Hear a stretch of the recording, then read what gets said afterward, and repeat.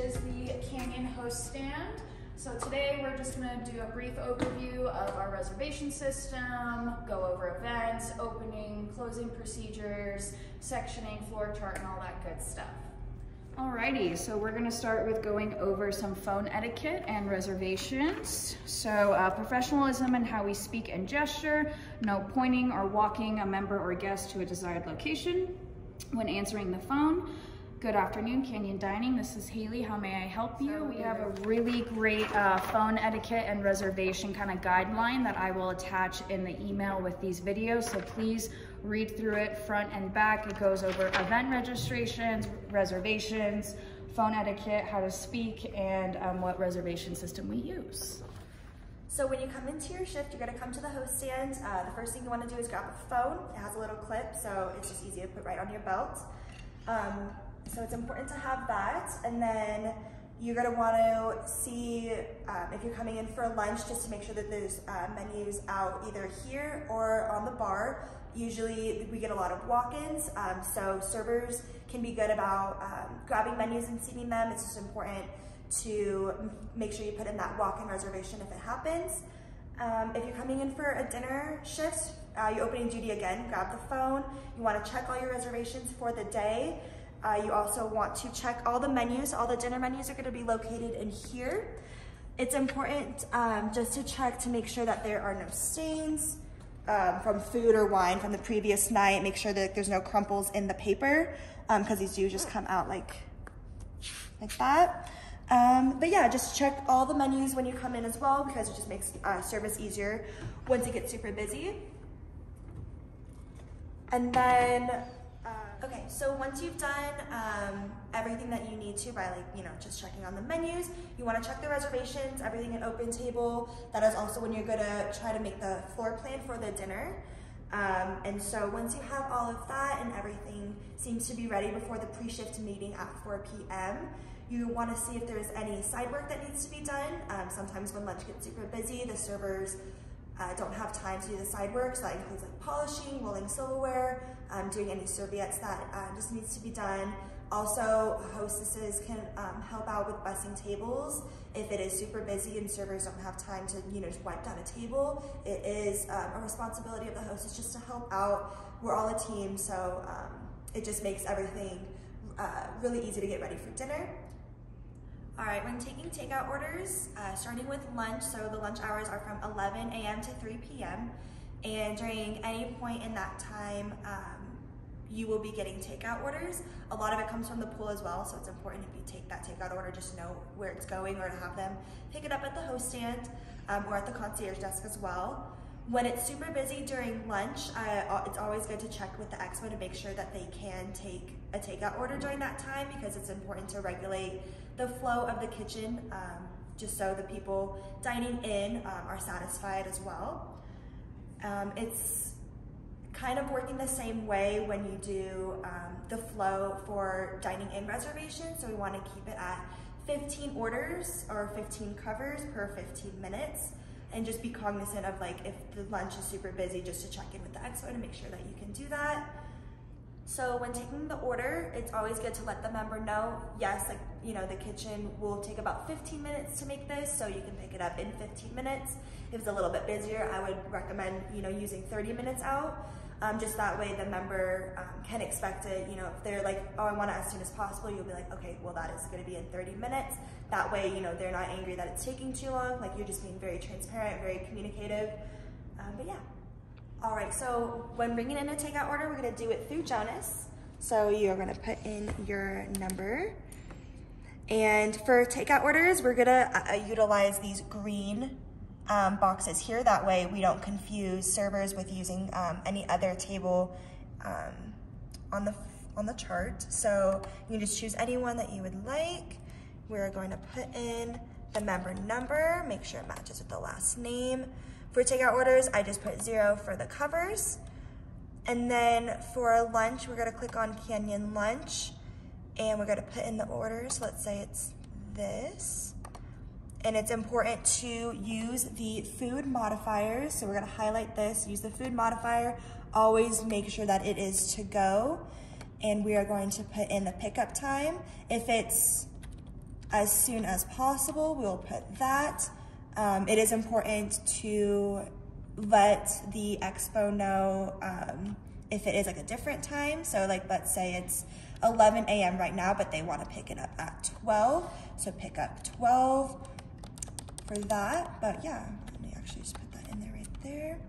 So when you press OK, and we just always make sure it's to go, that way they don't put it on regular plates, it's gonna pop up like this. It will print out to the expo like this as well. So in the kitchen, so that they know, what containers to put it in. So, we use OpenTable for our reservation system. So this is what the dining room looks like. You've got all your tables with your table numbers and whatnot. Down here on the bottom right corner, this is where you can have your different locations. So if you wanted to go in the lounge, this is where all the other tables are in the lounge. And this is where you will see your reservations on the side. When the table number is black, that means that the table has been assigned to a specific table. When it is white, that means it has not been assigned to a specific table, and we always want to assign reservations to tables so we don't overbook ourselves and make sure we have enough room for everybody. Down at the bottom, this is where you'll see all your cancellations as well. If you click on a reservation and they have these little tags on them, that means that they have made special requests. So a special occasion, since that one will be for Mother's Day, and they booked outside. So when looking, it has already been assigned outside on the patio to make sure that they got their seating preferences. It's always very important when making a reservation, if someone does not have a seating preference, that you should always be asking where they want to be seated. And if it's a busy night and the only table we have is in the dining room, we want to make sure that we tell them that they're in the dining room and remind them of our dress attire as well. Here, this is where you'll see lunch and dinner between the different meal periods. This, you can see what date you need to find, which is really awesome. So if you're on a different date and you need to go back to the same day, you can just press this little button right here and it'll go to the day that you are currently on. When making a reservation, it's this little book tab in the corner, so you'll click that.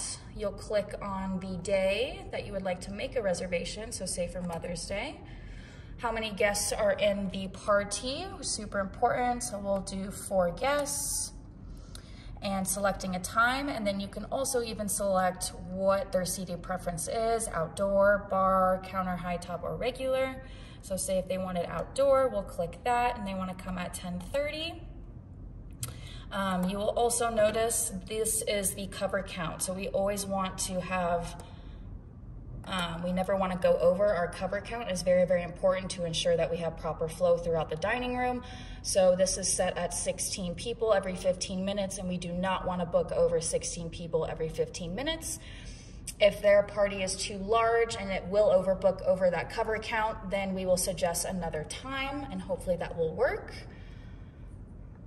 So 12:15, and then we'll write the member's last name. Find them in the book, and they should all have emails and phone numbers as well, so if we need to call them if they're late or if their reservation changed or whatever it may be. So here, this is where you can add notes. So you have all these little tags that you can put: high chair, anniversary, birthday. So this is a really good tool to use as well. And visit notes versus general notes is super important. So visit notes will only pop up for that reservation specifically. And then if you put them in the general notes, it's gonna follow that reservation every time that their name pops up.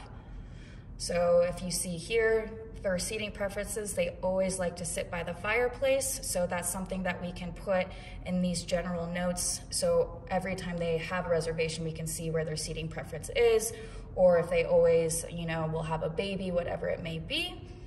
And then we'll just hit make reservation when we're all done.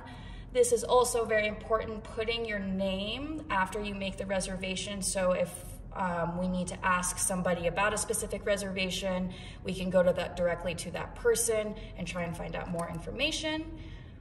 And then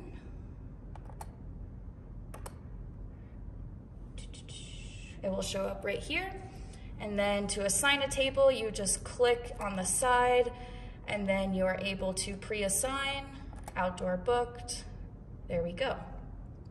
To cancel a reservation, you will click the reservation, go over here where it says booked, it says left message, confirmed, and we'll just hit cancel. And then also put your name when canceling a reservation as well. So if for whatever reason that's a mistake, we can go back and ask you what happened. Okay. These buttons over here are really great. So this button is a shift overview, so then you can see how many parties and the covers it is that coming at each time. And then you can see a big overview to make sure we're not going over 15 to 16 people every 15 minutes. So that's very important. This is called the cover flow. This is really nice to print for the kitchen as well, so they are aware of our dining room flow of the evening or for lunch.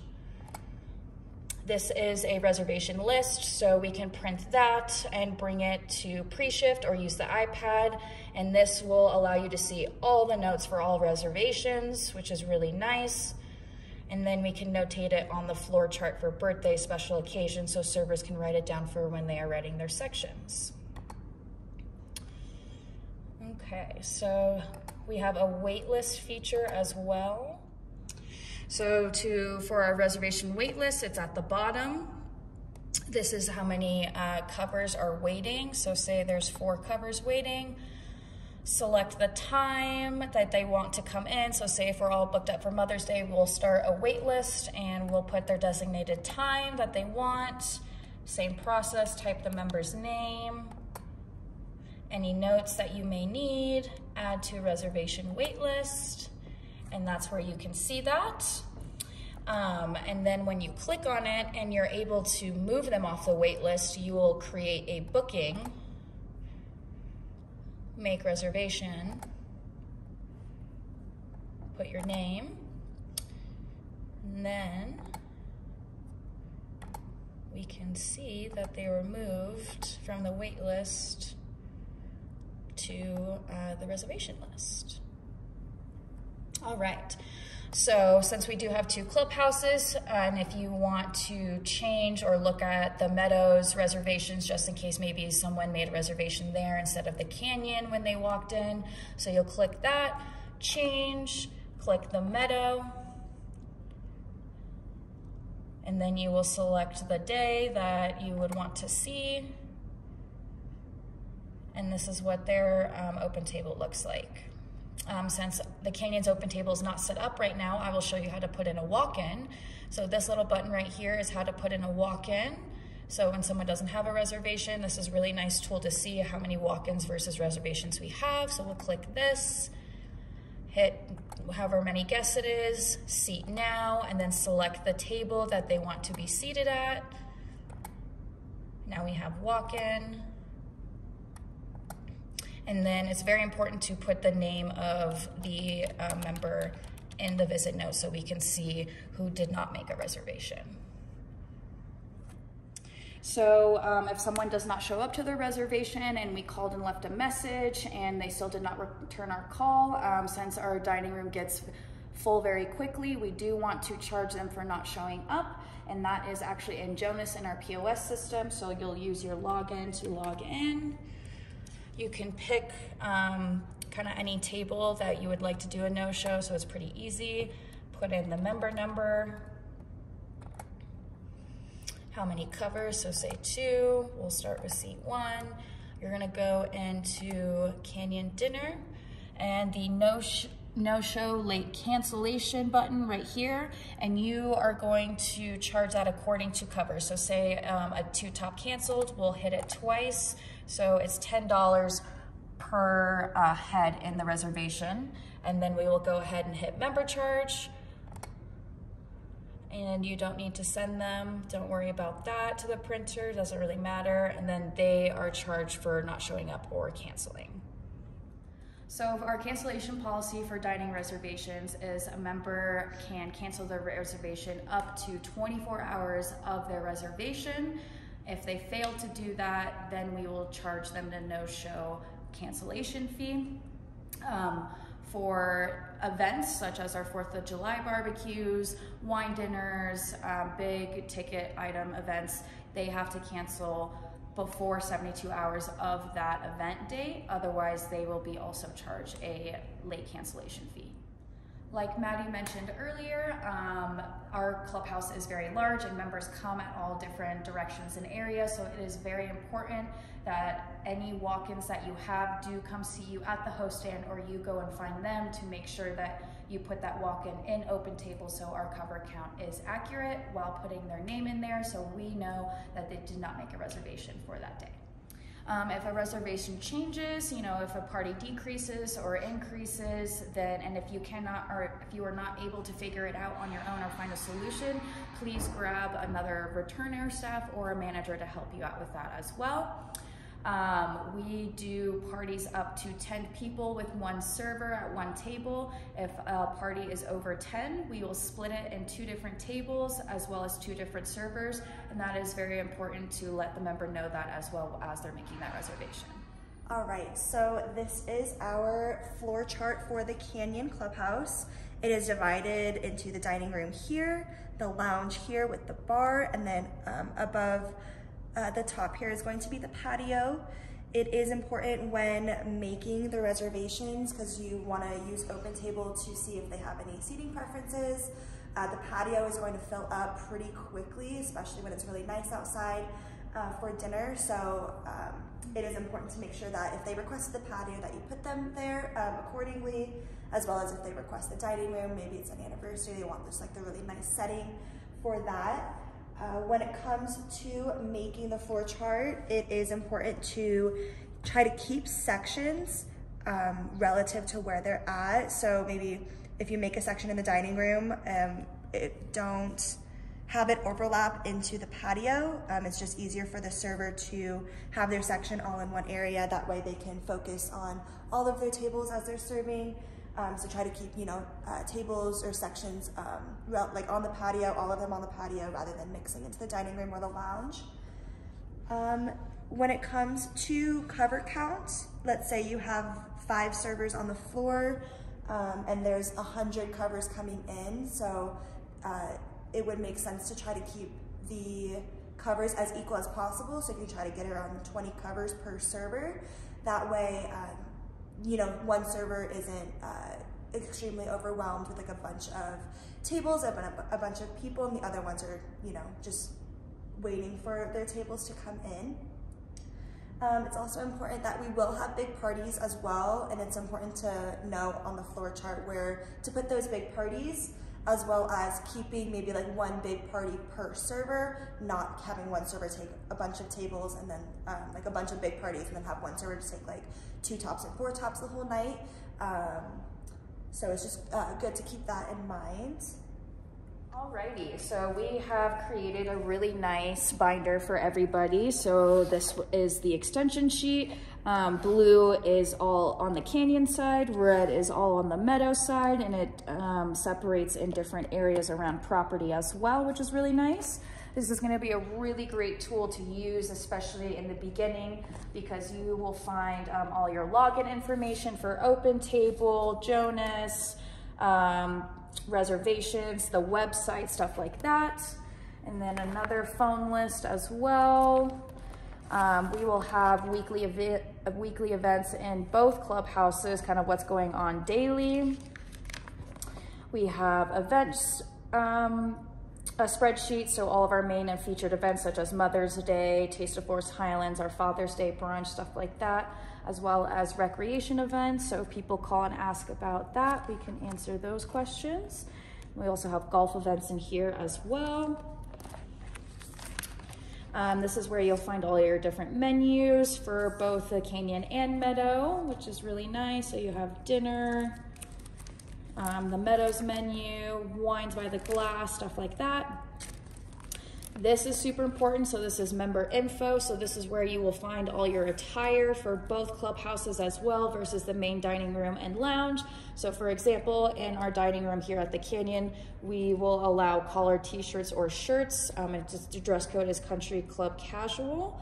However, in the lounge, They can wear regular t-shirts with no collar, but we will not accept people without a collar in the dining room, and nice jeans are acceptable, stuff like that.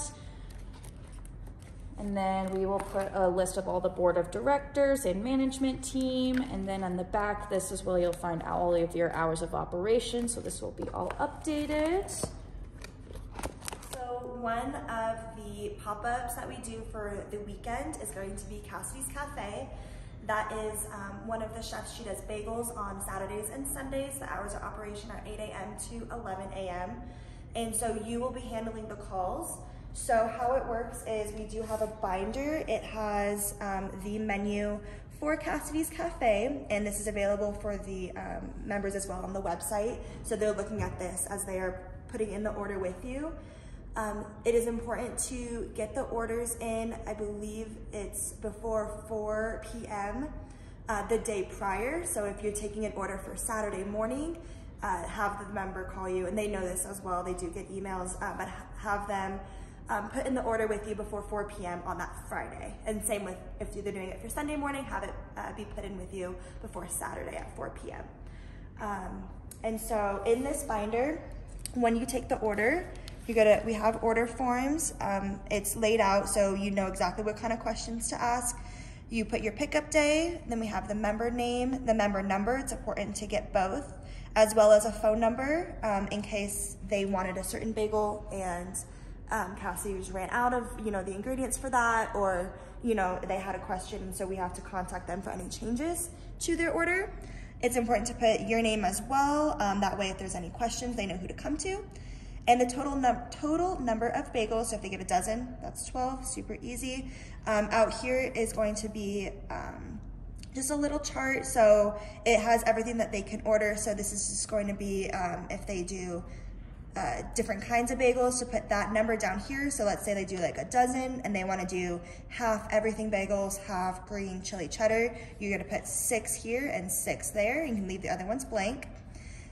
We also offer a bunch of different pastries. That's going to be here. We offer cream cheese and like lox and fixing. So it's also something you want to ask them as well. If they get bagels, oh, do you want to have any pastries? Any drinks, we do offer coffee, orange juice, freshly squeezed orange juice, so they do have to pay for that. And then like mimosa and Bloody Mary kits that we offer as well. So it's important to get those down so they have it all ready for the pickup time. And then just any notes that they have, if they, just have any preferences and any sorts of things like that. But we will fill this out. We put it in the binder. There are going to be 2 tabs separating it by Saturday and Sunday. So once you take the order form, you're going to take it from this section that has all the blank ones, and you're going to put it in the respective tab underneath. And so we'll throw them away after the weekend is over, so that way it's all fresh for another weekend. But this way we can kind of go back to make sure everything is correct if there's any discrepancies with the members.